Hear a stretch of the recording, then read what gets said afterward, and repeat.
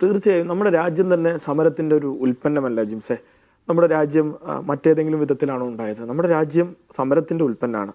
ആ സമരത്തിൽ പങ്കെടുത്തവരാണ് നമ്മുടെ രാഷ്ട്രീയം പേറുന്ന മുൻഗാമികളായിട്ടുള്ള എല്ലാ മനുഷ്യരും. വ്യത്യസ്ത ധാരയിൽപ്പെട്ട ലക്ഷോപലക്ഷം മനുഷ്യരുടെ ജീവൻ അർപ്പിച്ചാണ് ഈ രാജ്യം ഉണ്ടാക്കിയത്. ആ സമരത്തിൽ പങ്കെടുക്കാത്തവർ ഈ രാജ്യം ഭരിക്കുകയും അവർക്ക് മറ്റൊരു രാജ്യസങ്കല്പം ഉണ്ടാവുകയും ആ രാജ്യസങ്കല്പം നമ്മുടെ മേൽ അടിച്ചേൽപ്പിക്കാൻ വേണ്ടി എല്ലാ സംവിധാനങ്ങളും ഉപയോഗിക്കുകയും ഈ രാജ്യത്തിൻ്റെ പൊതുവിദ്യാഭ്യാസ മേഖലയെ തകർത്തുകൊണ്ട് അവരുടെ മനുവാദ സിദ്ധാന്തം മുന്നോട്ട് വെക്കാൻ വേണ്ടി ഈ പൊതുവിദ്യാഭ്യാസത്തെ തകർത്ത് രാജ്യത്തെ SC ST OBC വിഭാഗങ്ങളെ വിദ്യാഭ്യാസത്തിൻ്റെ ഫോർഫ്രണ്ടിൽ നിന്ന് ഒഴിവാക്കണം. അതിന് പൊതുവിദ്യാഭ്യാസത്തെ തകർക്കുക, ഭരണകൂടം എടുക്കുന്ന അല്ലെങ്കിൽ ഭരണകൂടത്തിൻ്റെ ആനുകൂല്യങ്ങൾ ലഭിക്കുന്ന സാധാരണക്കാരായ മനുഷ്യരെ വിദ്യാഭ്യാസ പ്രക്രിയയിൽ നിന്ന് പുറത്താക്കുക. അതിൻ്റെ ഏറ്റവും വലിയ ഉദാഹരണമാണ് ഈ നീറ്റ് പരീക്ഷ. ആദ്യം നീറ്റ് പരീക്ഷ എഴുതുന്നത് 22,5035 കുട്ടികളാണ്. റീനീറ്റ് നടത്തിയപ്പോൾ 19,99,895 പേർ മാത്രമാണ് എഴുതിയത്. 2,79,848 പേർ ഈ പരീക്ഷ എഴുതിയില്ല. അവർ പുറന്തള്ളപ്പെട്ടു ഈ പരീക്ഷയിൽ നിന്ന്. അതിന് അർത്ഥമാക്കുന്നത് അതിൽ 21 വിദ്യാർത്ഥികൾ മരിച്ചവരുമുണ്ട്, ആത്മഹത്യ ചെയ്തവരുമുണ്ട്. ഈ ഭരണകൂടത്തിൻ്റെ തെറ്റായ നയങ്ങൾ കൊണ്ട് കൊല ചെയ്യപ്പെട്ടവർ എന്ന് തന്നെ ഞങ്ങൾ പറയും.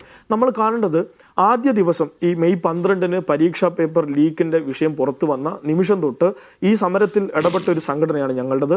കേരളത്തിലും ഇന്ത്യയിലെമ്പാടുമുള്ള 24 സംസ്ഥാനങ്ങളിൽ 1000 കേന്ദ്രങ്ങളിലാണ് ഞങ്ങൾ സമരം ചെയ്തത്. 900 പേരാണ് അറസ്റ്റിലായത്. അതിൽ 16 പേരാണ് ജയിലിൽ കിടന്നത്. ഈ SFIയുടെ ഭാഗമായി ഈ സമരം നടത്തിയത്.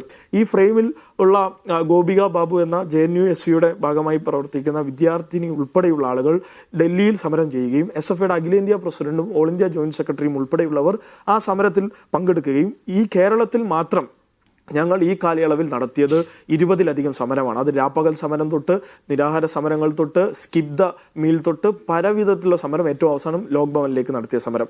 ഈ സമരത്തിൽ ഞങ്ങൾക്ക് മുന്നോട്ട് വെക്കാനുള്ള ഏറ്റവും പ്രധാനപ്പെട്ട ആശയം, രാജ്യത്ത് ക്രെഡിബിലിറ്റി ഇല്ലാതെ, ഉത്തരവാദിത്തങ്ങളില്ല പറയാതെ, അക്കൗണ്ടബിലിറ്റി ഇല്ലാതെ രാജ്യത്ത് പെരുമാറിക്കൊണ്ടിരുന്ന, ഞങ്ങൾക്ക് ആരെയും എങ്ങനെയും ഏത് സമയത്തും നേരിടാൻ കഴിയുമെന്നുള്ള ഏകാധിപത്യ മനോഭാവത്തോടു കൂടി മുന്നോട്ട് പോയിക്കൊണ്ടിരുന്ന നരേന്ദ്രമോദി സർക്കാരിൻ്റെ മുഖത്തേറ്റ ഏറ്റവും കനത്ത പ്രഹരമാണ്.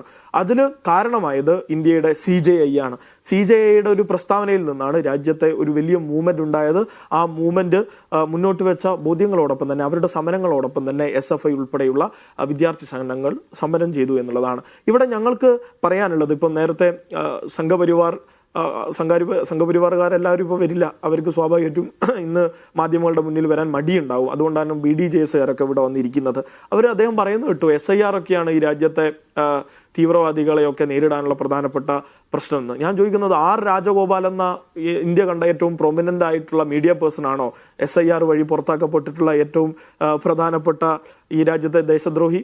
നിങ്ങൾ എന്തൊക്കെയാണ് സാർ പറയുന്നത്? നിങ്ങൾ ഏത് ലോകത്താണ് ജീവിക്കുന്നത്? ഈ രാജ്യത്തെ വോട്ട് അട്ടിമറിച്ച് നിങ്ങളുടെ അധികാരം നിലനിർത്താൻ വേണ്ടി ഈ നാട്ടിലെ സാധാരണക്കാരായ മനുഷ്യരുടെ വോട്ട് വെട്ടണം. അതിനുവേണ്ടി നിങ്ങൾ ഉണ്ടാക്കിയ പുതിയ സംവിധാനത്തിൻ്റെ പേരാണ് SIR. ബംഗാൾ തൊട്ട് കേരളം വരെയുള്ള സ്ഥലങ്ങളിലൊക്കെ നിങ്ങൾ നടത്തിയത് ഇതൊക്കെ തന്നെയാണ്. അതിന് നിങ്ങൾ ദേശദ്രോഹത്തിൻ്റെ ചാപ്പ കൊണ്ട് ഞങ്ങളുടെ മേലെ അടിക്കാനൊന്നും വരണ്ട. ഇന്നലെ ഞാൻ ഇവിടെ ഒരു മീഡിയ ഫ്ലോർ ആയതുകൊണ്ട് അതിൽ കൂടുതലൊന്നും പറയുന്നില്ല. ഇന്നലെ ഒരു പെൺകുട്ടി ഉയർത്തിപ്പിടിച്ച ഒരു ബാനറുണ്ട്. ആ ബാനറൊക്കെയാണ് നിങ്ങൾക്കുള്ള മറുപടി. ദേശദ്രോഹി ആരാണെന്ന് ചോദിച്ചാൽ ഫേസ്ബുക്ക് തുറന്നു നോക്കിയാൽ അവിടെ കാണാൻ പറ്റും. കൃത്യമായിട്ട് കുട്ടികൾ മറുപടി പറഞ്ഞിരുന്നത് ആരാണ് യഥാർത്ഥ ദേശദ്രോഹി. 2,60,00,000 പേരാണ്. 2,60,00,000 ദേശദ്രോഹികളോ ഒരു സംസ്ഥാനത്ത്? അതാണ് ഞാൻ പറയുന്നത്. ഞാൻ ചോദിക്കുന്നത്, രാജഗോപാൽ തൊട്ട് ഇപ്പോൾ MA ബേബിയുടെ വരെ SIR എന്ന് പുറത്താക്കപ്പെട്ടു എന്ന് പറഞ്ഞു. അങ്ങനെ ഞാൻ നോക്കുമ്പോൾ 2 കോടി മനുഷ്യരെ ഉത്തർപ്രദേശിൽ നിന്ന് പുറത്താക്കുകയാണ്. ഈ 2 കോടി പേർ രാജ്യദ്രോഹികളാണോ ജിംസെ? ഇവരൊന്നും ഉത്തരം പറയണ്ടേ? ഈ ഉത്തരം പറയാൻ പോലും ഇവർ തയ്യാറല്ലാത്ത വിധത്തിലാണ് രാജ്യത്ത് ഏകാധിപത്യ പ്രവണതയോടുകൂടി ഇവർ പ്രവർത്തിച്ചുകൊണ്ടിരിക്കുന്നത്. ഇവിടെയാണ് ശ്രീ റിജിൽ മാക്കുറ്റിയുടെ പ്രസ്ഥാനത്തിന് ഒരു പ്രസക്തി ഉണ്ടെന്ന് ഞങ്ങൾ പറയുന്നത് ഇന്ത്യയിൽ കോൺഗ്രസ് തകരണമെന്നല്ല, കോൺഗ്രസ് ആക്ട് ചെയ്യണം എന്നാണ്. ഞാൻ ചോദിക്കുന്നത്, കേരളത്തിലെ KSU മിണ്ടിയോ? MSF മിണ്ടിയോ? രാജ്യത്തെ NSU മിണ്ടിയോ? യൂത്ത് കോൺഗ്രസ് മിണ്ടിയോ? അങ്ങയുടെ കോൺഗ്രസ് ഏറ്റവും അവസാനം വന്ന് ഈ സമരത്തിന്റെ ഭാഗമായി പുറത്തു നിന്നൊരു സമരം പാരലായി നടത്തിയതാണോ നിങ്ങൾ ചെയ്യേണ്ട ഇടപെടൽ? നിങ്ങൾ ഈ രാജ്യത്തെ സംഘപരിവാർ കഴിഞ്ഞാൽ ഏറ്റവും കൂടുതൽ സാധ്യതയുള്ള ഒരു രാഷ്ട്രീയ പാർട്ടിയല്ലേ? ഇന്ത്യ രൂപീകരിക്കപ്പെടുന്നതുമായി ബന്ധപ്പെട്ട് ഇന്ത്യയുടെ രൂപീകരണ കാലം തൊട്ട് ഇന്ത്യ ഭരിച്ചിരുന്ന ഒരു രാഷ്ട്രീയ സംഘം എന്ന നിലയിൽ നിങ്ങളുടെ വിശ്വാസ്യത ഇല്ലാതായിട്ടുള്ളത് നിങ്ങളുടെ പ്രവർത്തനം കൊണ്ട് തന്നെയാണ്. അത് മറ്റാരുടെയും തലയിൽ വെച്ചു കൊടുക്കണ്ട. പക്ഷേ നിങ്ങളുടെ ഉള്ളിലും ചില ഹിന്ദുത്വവാദികളുണ്ട്, അതും നിങ്ങൾ മനസ്സിലാക്കണം. കാരണം ഇന്ത്യയിലെ സുപ്രധാനമായിട്ടുള്ള പല സംസ്ഥാനങ്ങളുടെയും മുഖ്യമന്ത്രിമാർ ഇന്ന് നിലനിൽക്കുന്ന BJPയുടെ മുഖ്യമന്ത്രിമാർ ഒരു കാലത്ത് കോൺഗ്രസിന്റെ നേതാക്കന്മാരാണ്. ഇന്ത്യയിലെ സംഘപരിവാറിന്റെ പല പ്ലാനുകളും നടപ്പിലാക്കപ്പെടുന്നത് ഈ പറഞ്ഞ നരസിംഹറാവു പോലെയുള്ള മനുഷ്യർ ഇന്ത്യയുടെ പ്രധാനമന്ത്രി ആയിരിക്കുമ്പോഴാണ്. അപ്പോൾ ആ സംശയം ജനങ്ങളുടെ ഉള്ളിലുണ്ട്, അത് ദൂരീകരിക്കേണ്ട ഉത്തരവാദിത്തം കൂടി നിങ്ങൾക്കുണ്ട്. അപ്പോൾ ഇത്തരത്തിലുള്ള ഒരു ജെന്യൂനായ വിഷയം വരുമ്പോൾ ഇതിൽ പാറ്റകൾ മറ്റെന്തെങ്കിലും ആണോ മറ്റാരെങ്കിലും ഒക്കെ ആണോ എന്നൊക്കെ നോക്കുന്നതിന് പകരം നിങ്ങൾക്കൊരു സമരമെങ്കിലും ഈ രാജ്യത്ത് തുടങ്ങാമായിരുന്നു എന്നുള്ളതുണ്ട്. ആ സമരത്തിൽ നിന്നൊക്കെ ഒരുപാട് വൈകിയിട്ടുണ്ട് അങ്ങയുടെ പ്രസ്ഥാനമെന്ന് അങ്ങയെ ഓർമ്മിപ്പിക്കുകയാണ്.